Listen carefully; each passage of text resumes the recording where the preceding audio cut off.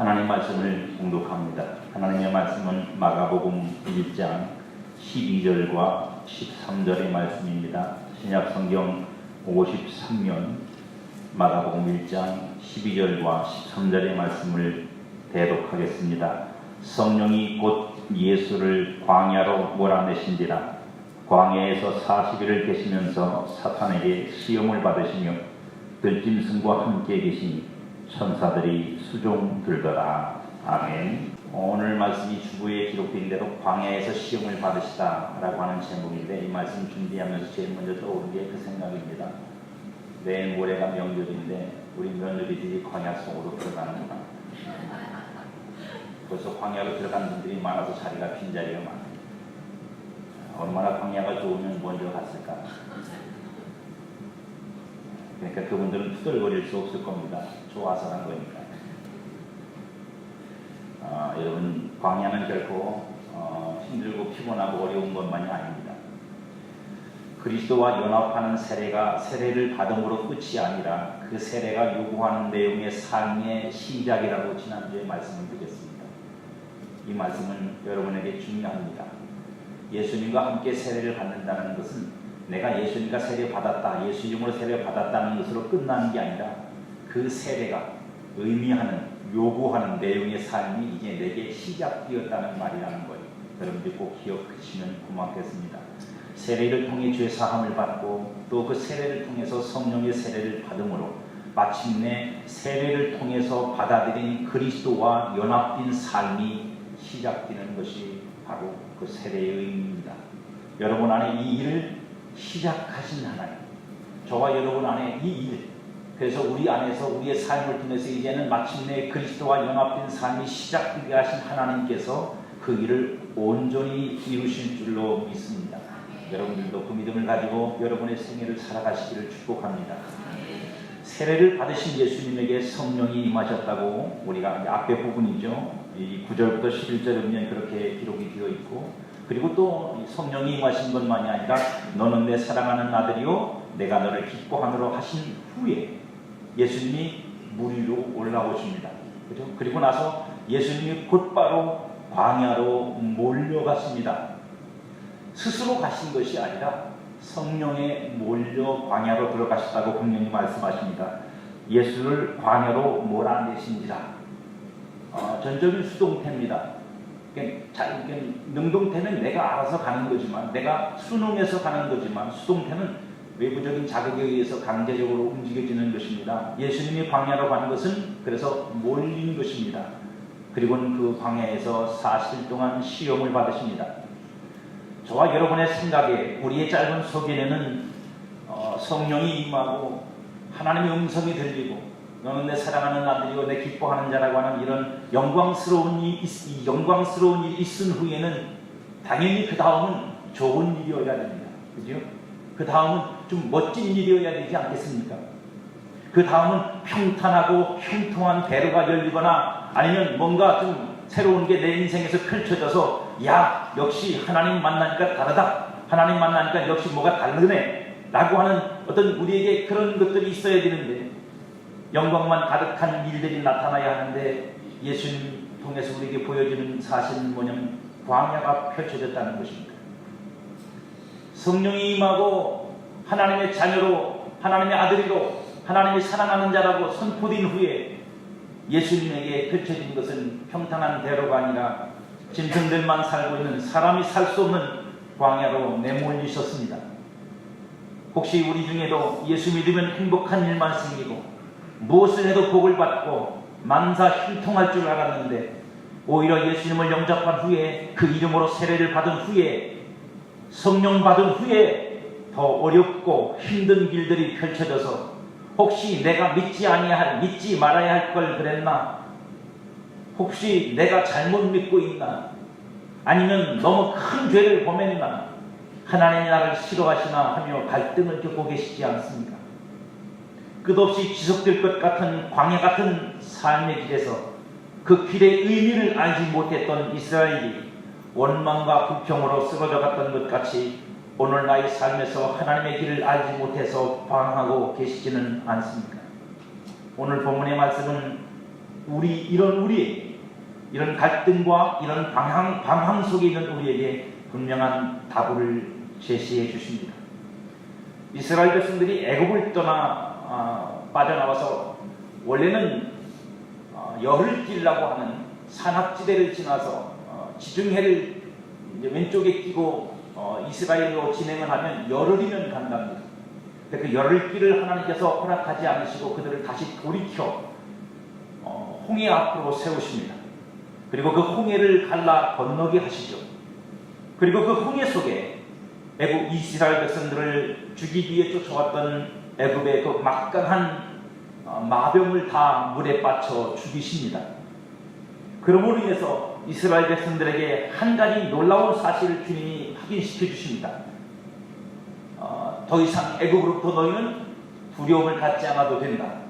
그 나라는 이제 그 군대는 이제 다 소멸되었고 물에 잠겨졌으므로 애굽의 영향력으로부터 너희는 자유로워도 된다고 하는 주님의 선언이 그 속에 들어있는 겁니다. 자유로워진 거죠. 애굽의 그 막강한 군대가 물속에 다 빠져 죽었으니 이제는 그들이 애굽 군대가 쫓아올 거라는 두려움은 없습니다. 그래서 그런지 홍해를 건너고 그들이 느꼈던 은혜에 대한 감정은 놀라운 것이었습니다. 모세도 하나님 앞에 감동된 마음으로 찬양을 드리고 미리암은 많은 여자들과 함께 소고를 치면서 춤을 추며 하나님께 감동의 영광을 돌립니다. 그런데 놀라운 것은 홍해를 건너는 것은 단지 그런 보이는 측면만 있는 것은 아니었습니다. 홍해를 건너는 일을 바울은 이렇게 해석을 해서 우리에게 설명합니다. 고린도전서 10장 1절 2절에 보면 형제들아 나는 너희가 알지 못하기를 원하지 아니하노니 우리 조상들이 다 구름 아래에 있고 바닷 가운데로 지나며, 여기서 말하는 바다는 홍해를 말하는 겁니다. 바닷 가운데를 지나며 모세에게 속하여 다 구름과 바다에서 세례를 받았고 라고 합니다.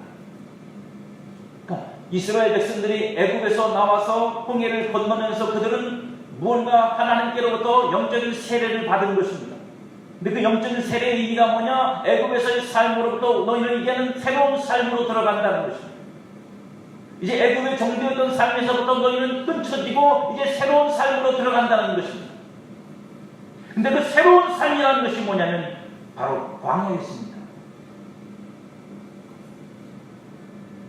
홍해를 건너는 것이 세례를 받은 것이라고 표현하는 바울의 의미가 바로 그런 것입니다. 애굽의 종되었던 모든 삶이 홍해를 지나면서 끝이 났고 곧 죽었다. 너희는 애굽에서의 삶이 죽었다. 이제부터는 더 이상 너희가 애굽의 종되었던 삶이 아니다. 너희는 애굽의 노예도 아니고 애굽을 두려워할 필요도 없고 그 지배를 받을 이유도 없다. 너희는 새 삶이 시작되었다라고 말합니다. 그런데 그 새 삶이 바로 광야다.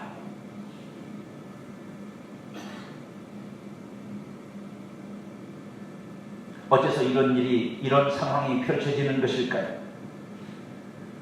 왜 이스라엘 백성들에게 광야가 필요했고 하나님 그 광야를 그들을 위해서 준비하신 것일까요? 신명기 8장 2절로 이하에 보면 모세가 이스라엘 백성들에게 이렇게 가르칩니다.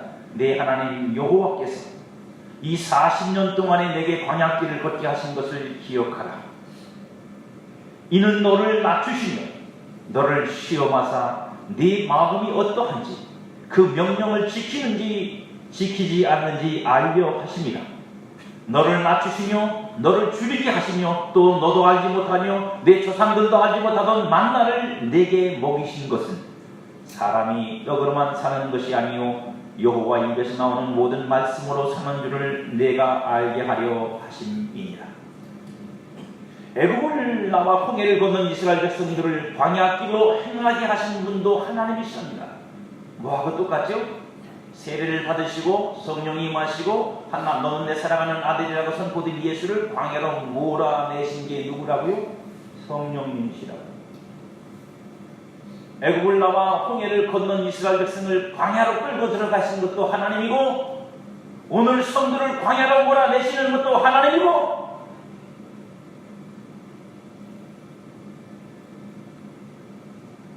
하나님이 하시는 일이에요.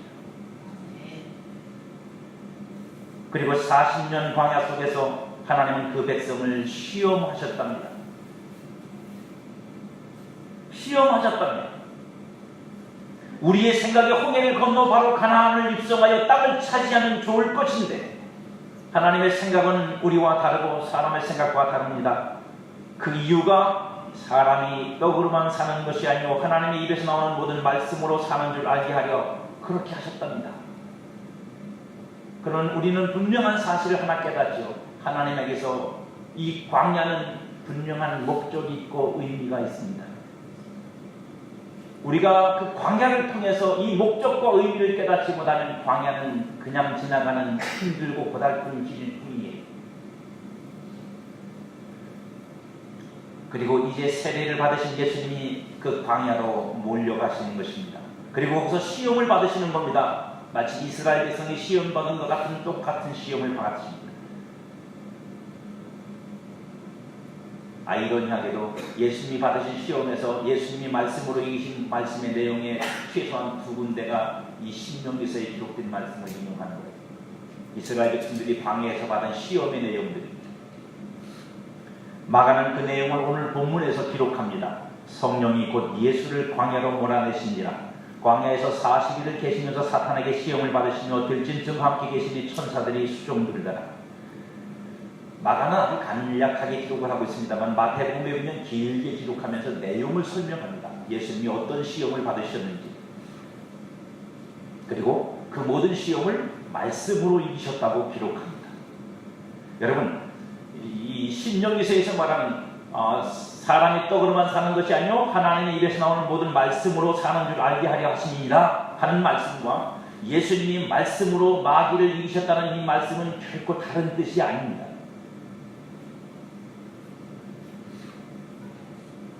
이 속에는 겉은 표현은 다르지만 그 알맹이는 사실상 같은 내용을 가지고 있습니다. 예수님이 말씀으로 마귀를 이기셨다는 말을 예수님께서 성경을 인용하여 마귀를 이기겠다고 하는 것으로 이해해 주시면 안 됩니다. 이거는 초등학생들이나 하는 거예요. 예수님이 성경 신명기서를 인용해서 신명기서에 이렇게 기록되어 있으니까 마귀야 내가 그 말씀 가지고 너를 대적하노니 물러가라. 그래서 물러갔다. 그런 식으로 이해하시면 안 된다고요. 그건 너무 여러분 얄팍한 거예요. 말씀으로 이기셨다는 것은 하나님의 입에서 나오는 모든 말씀으로 살아야 합니다 라고 하는 이 신명기서에서 모세가 백성들에게 말한 것처럼 너희로 광야를 지나며 광야에서 시험을 하신 이유는 사람이 떡으로만 살 것이 아니요 여호와의 입에서 나오는 모든 말씀으로 말미암아 살리라 한 이것을 알게 하려 하심이라고 하는 그것이 순종된 결과로 이겼다는 뜻입니다.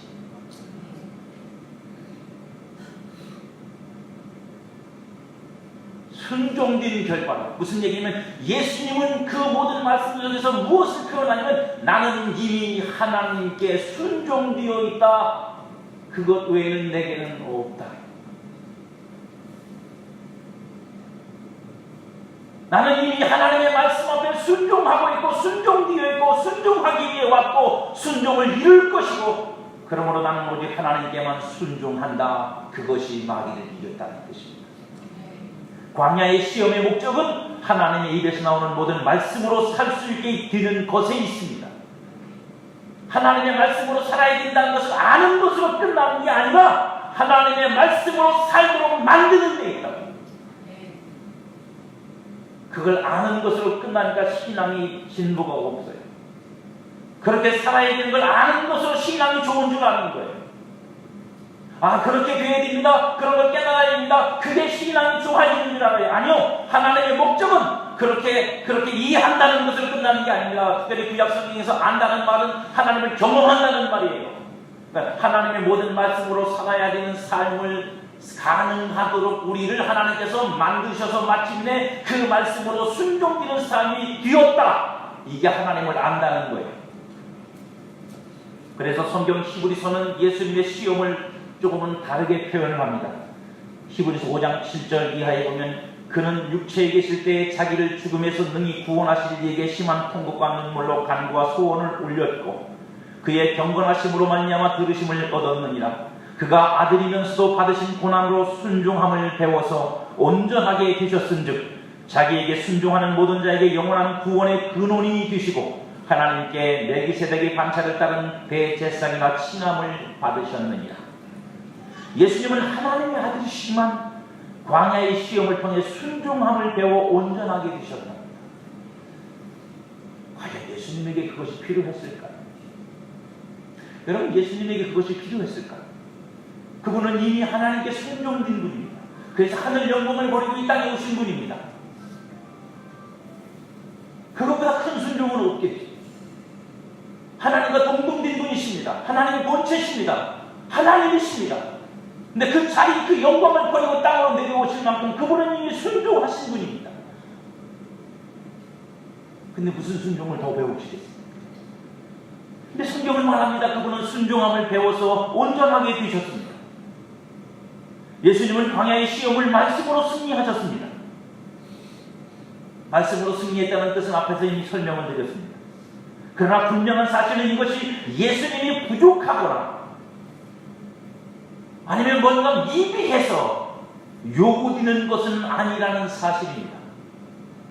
예수님 자체가 뭔가 부족하고 미비해서 완벽해야만 뭔가가 되기 때문에, 그래야만 그분의 어떤 자격을 얻기 때문에 그렇게 하는 것이 아니라는 사실이에요. 바로 이 부분에서 오늘 말씀이 우리에게 무엇을 말하려고 하는 것인지 우리로 생각하게 하는 대목입니다.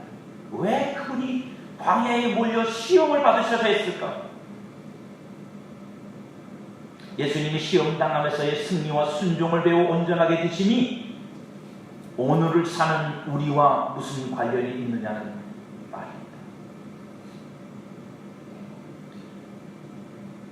이에 관해 로마서를 통해서 보이신 하나님의 증거는 이것입니다. 로마서 5장 19절, 한 사람이 순종하지 아니함으로 많은 사람이 죄인 된 것 같이 한 사람이 순종하심으로 많은 사람이 의인이 되리라. 여기서 앞에 있는 한 사람은 누구죠? 아담입니다. 한 사람이 순종치 않음으로 많은 사람이 죄인이 된 것 같이. 누가 죄인이 되었죠? 저와 여러분이 죄인이 되었습니다. 한 사람의 순종함을 하심으로 많은 사람이 의인이 되리라. 여기서 말하는 한 사람은 예수님입니다. 예수님의 순종으로 많은 사람이 의인이 되리라. 여기서 의인은 누구죠? 그 예수를 믿는 여러분입니다.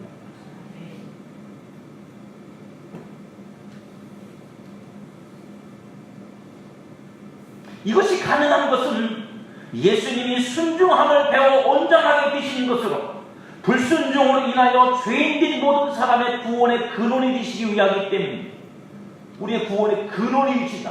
우리의 근원의 기원이고 바탕이고 원인이고 그 예수님 때문에, 예수님이 순종을 통해서 우리가 구원을 받습니다. 근데 구원을 받는다는 게 어떤 거냐면, 그래서 나 이제 천국 가요. 나 천국 가게 됐습니다. 여러분, 그걸 구원이라고 결정 짓지 마세요. 그건 구원의 총체적인 표현입니다. 하지만 성경이 말하는 구체적인 구원이란 뭐냐면, 순종되지 않았던 사람이 순종되는 사람으로 바뀌는 거예요. 그렇지 않으면 구원의 의미가 어디에 있습니까? 여전히 순종 안 하고, 여전히 말 안 듣고, 여전히 거역하고, 여전히 그렇게 살면 그가 구원받은 것이 무엇으로 나타나겠습니까? 무엇으로 나타나겠습니까? 우리의 구원만의 맹점이 그거예요. 예수 믿고 천국 간다는 것은 잘 알아요. 그걸 구원이라고 우리는 이미 알고 있습니다. 맞습니다. 틀리지 않습니다. 하지만 하나님이 우리에게 광야를 펼쳐놓으신 이유는 뭐냐면, 가나안 땅에 들어가는 것만이 구원이 아니에요. 가나안 땅에 들어가 그 땅에서 하나님 백성으로 살도록 만드는 게 진짜 구원이에요.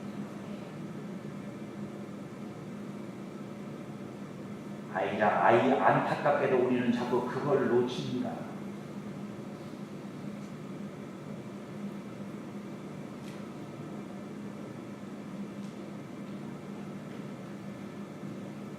불순종의 아들이었던 우리 아닙니까?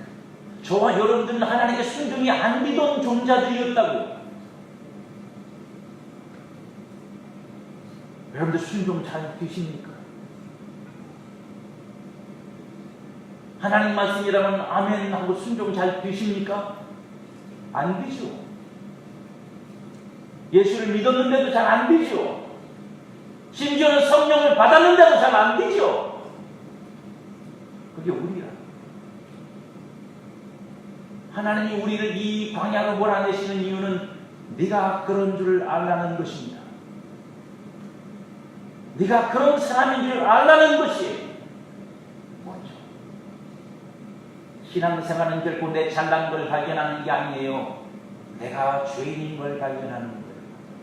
그래서 예수님의 십자가가 아니면 나는 구원될 수 없는 존재라는 걸 발견하는 거예요. 그게 신앙 좋은 거예요. 자기 의와 자기 자랑에 빠진 사람은 신앙이 좋은 게 아닙니다.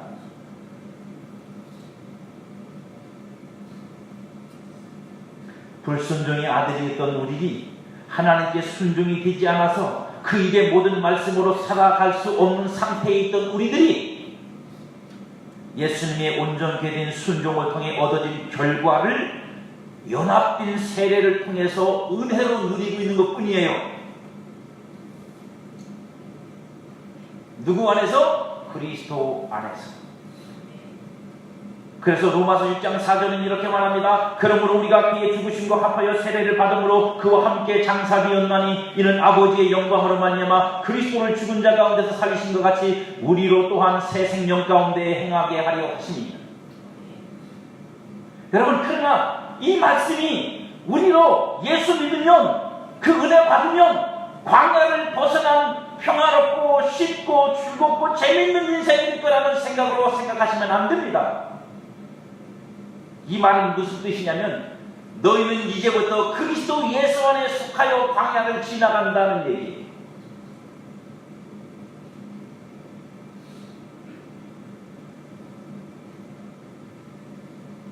내가 혼자 내 몸으로 광야를 지나가는 게 아니라 이제는 내가 그리스도 예수, 그가 누구시라고 이미 광야를 들어가 광야에서 시험을 받으시고 승리하신 그 그리스도 예수 안에서 그 광야를 지나가는 것이다.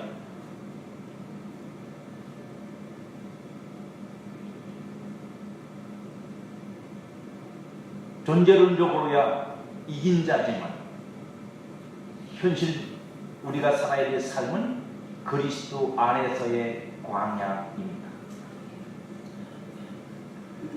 궁극적인 승리는 그리스도 안에서 얻은 것이지만 우리에게는 바로 내가 속해 있는 그리스도, 그가 곧 뭐죠? 하나님의 모든 말씀이십니다.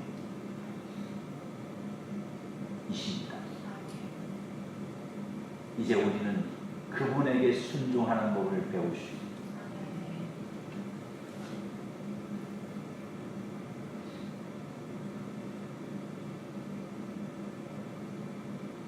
바울은 그리스도의 삶을 이렇게 표현합니다. 갈라디아서 2장 20절에서 내가 그리스도와 함께 십자가에 못 박혔나니 그런즉 이제는 내가 사는 것이 아니고 오직 내 안에 그리스도께서 사시는 것이다. 이제 내가 육체 가운데 사는 것은 나를 사랑하사 나를 위하여 자기 자신을 버리신 하나님의 아들을 믿는 믿음 안에서 사는 것입니다. 그래서 우리는 이렇게 물어야 됩니다. 인생은 다 광야길이야. 사는 게 다 고달고. 여러분은 그 광야 지나는 거 아니에요? 여러분은 그 광야를 지나시는 게 아니라고요. 여러분들은 광야가 달라요. 무슨 광야를 지나고 있다고요? 그리스도 예수 안에서. 그냥 신의 광야를 지나 가나안에 이르러 장사하려는 장사치들이 광야를 지난 것처럼 이스라엘 백성이 지나는 게 아니에요. 그들은 하나님 안에서 애굽을 나와서 홍해를 건너서 이제 하나님의 백성으로 가나안 땅을 얻을 자들로, 그것을 차지할 자들로 광야를 지나는 거지. 장사하러 가는 게 아니잖아요. 다릅니다. 똑같은 인생을 겪어도 여러분은 달라야 되는 거예요. 왜 세상 사람들과 똑같은 가치관 속에서 세상을 사시려고 하십니까? 여러분은 거듭난 사람 아니에요. 여러분은 하나님께 부름을 받은 사람 아닙니까? 세례받아서 그리스도 안에 속한 사람 아니에요. 성령을 받으신 분들이잖아요. 왜 세상 사람들하고 세상을 똑같이 삽니까? 장사하러 가는 거예요. 여러분, 이 세상의 어떤 가치관을 얻기 위해서 장사치처럼 그렇게 사십니까? 그러면 우리는 믿음으로 사는 게 아니에요. 그리스도 안에서 사는 게 아니에요. 우리는 따라야 합니다. 그래서 우리는 이 광야에서 이걸 물어야 돼요. 내 안에 사시는 그리스도께 나는 순종되고 있는가? 내가 살고 있습니까? 아니면 그리스도가 내 안에 살고 계십니까? 내 안에 사시는 그리스도께 순종되지 않는 나를 훈련하는 곳, 그게 바로 성도가 살아야 될 광야고, 광야 속에서 우리는 그리스도께 순종하는 법을 배워 그리스도의 장성한 분량으로까지 가는 거예요.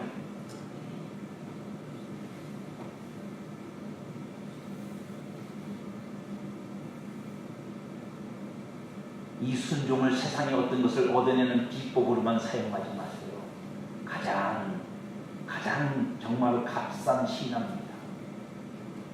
그 순종으로 그리스도의 영광을 얻으려고 해야죠. 그 순종으로 주의 형상을 입으려고 해야 돼요. 그 순종으로 하나님의 나라의 백성다움으로 세워지려고 해야 돼요. 그 거룩한 순종을 통해서 겨우 세상의 어떤 것을 얻으려고 하는 것은 가장 값싼 순종이다.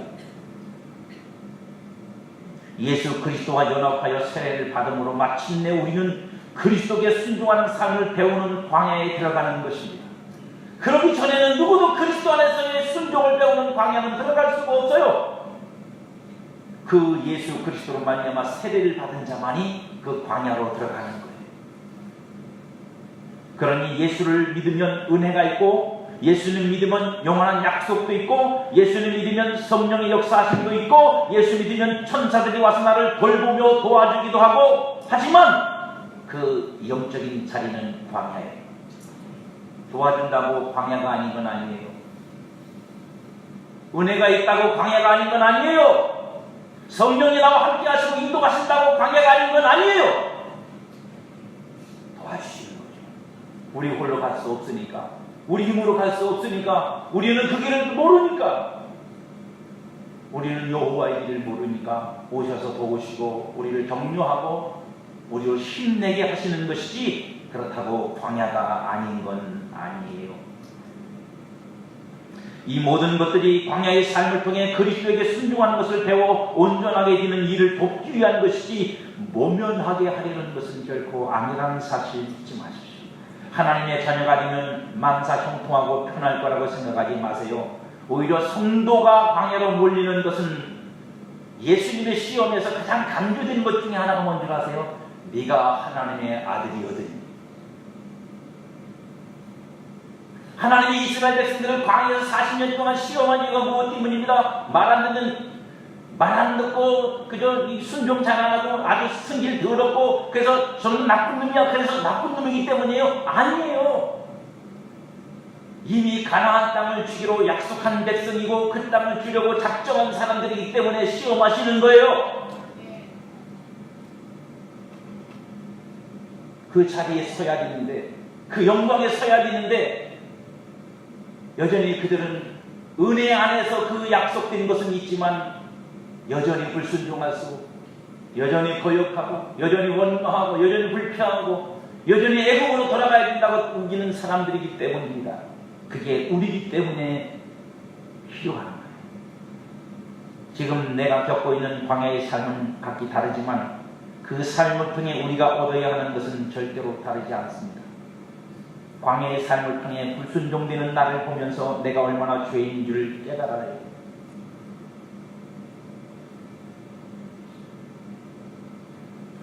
반대급부라는 말이 있습니다. 내가 불순종되는 나를 보면서 이런 나를 이미 구원의 자녀로 삼으시고 하나님의 영광에 참여하는 자로 부르신 하나님의 은혜가 얼마나 큰지를 깨달아요. 이 두 가지가 없으니까 신앙생활이 재미가 없어요. 광야를 겪으면서 내가 얼마나 큰 죄인지를 깨닫는 것과, 그럼에도 불구하고 이런 나를 부르셔서 하나님의 영광의 자리로 부르신 하나님의 은혜가 얼마나 큰지를 깨닫는 이 두 가지가 사라져버리고 겨우 이 고난을 통해서, 순종을 통해서 땅의 것을 얻으려는 것으로 신앙의 목적을 삼으니 신앙이 재미가 없다고요. 세상에서 얻을 수 있는 게 얼마나 있겠어요? 건강 얻고 나면 그 다음에 건강 말고 또 뭐 얻고 싶겠죠. 부자가 되고 싶겠죠. 부자 되고 나면요, 그럼 또 성공은 뭐 권세를 얻고, 권세 얻고 나면요, 그 다음은 없어요.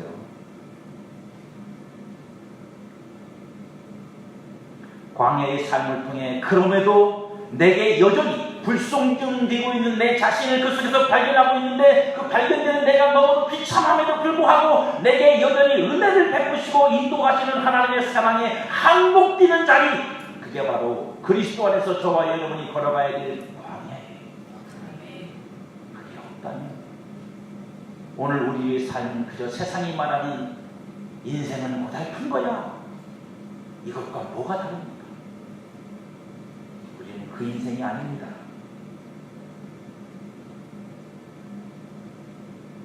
그 항복된 마음으로 순종을 배우는 거예요. 그 항복된 마음으로 순종을 배우는 거예요. 거기에 성숙함이 있고 성장이 있습니다. 바울은 이렇게 우리에게 권면합니다.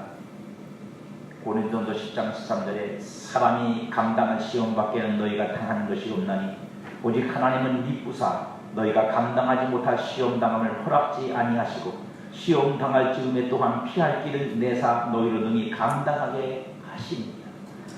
죽이자고 하는 일이 아니라 살리려고 하십니다. 세우려고 하시는 참여하게 하도록 하려고 하시는 지금 내가 걷는 길이 광야의 거칠고 외로운 길이라 원망이 마음에서 생기십니까? 지금 내가 걷는 길이 광야의 고달픈 길이라고 하나님을 정말 살아계신 거 맞아요? 나와 함께 하시는 거 맞아요? 하면서 시험하고 계십니까? 지금 내가 걷는 길이 광야의 괴로운 길이라고 아무렇게나 막 살면서 하나님 앞에 반항하고 계십니까?